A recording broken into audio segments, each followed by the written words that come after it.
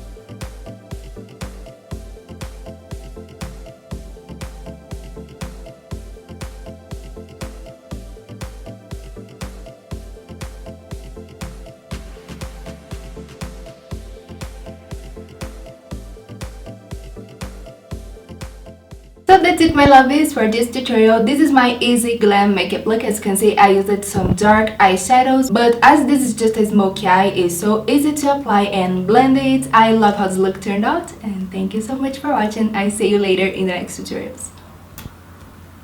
Bye.